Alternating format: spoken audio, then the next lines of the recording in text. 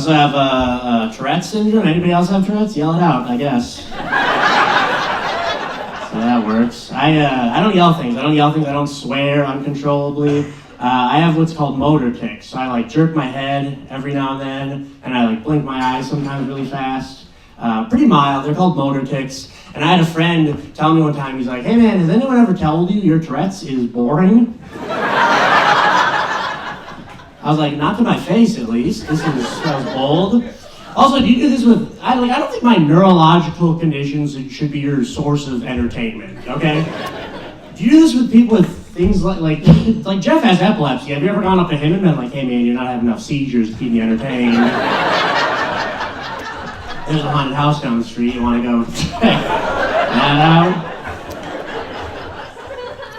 Tourette's is nuts. Oh, this is fun. I flew in a plane for the first time in my adult life not too long ago. I was horrified of flying for a long time, and I did it. I went to North Carolina. Also, people will ask me sometimes, being on the spectrum, they'll be like, "Oh, what's your thing you love so much? You like trains? Do you just love trains?" And I'm like, we don't all have a special thing. We're not Pokemon. We don't have a move, a thing, an item, we're not we're all individual, we're different people, we're vast, we're complex, okay? I always say this to people, I'm like, if you've met one autistic person, you've only met one autistic person, okay? Everybody's so different, it's a huge, different, wild spectrum, and we don't all have a thing. And then I flew in that plane, and I was like, planes are my thing, actually. I'm an air-type autistic, that plane ripped, dude. Window seat, looked out at the entire flight, annoying everyone around me. I'm like, look how small everything is.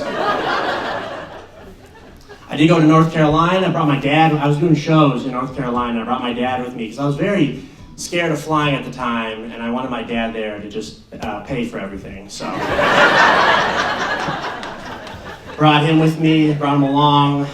Didn't let anyone know that he was my dad. I didn't let anyone know I brought my dad. I don't know why. I just didn't think of it. And then after one of the shows, I'm in the back of the club and I'm talking to the other comedians. And then my dad kind of comes out of the shadows and rubs my lower back and kisses my forehead. And he goes, "Good job up there, little buddy." And then everyone was like,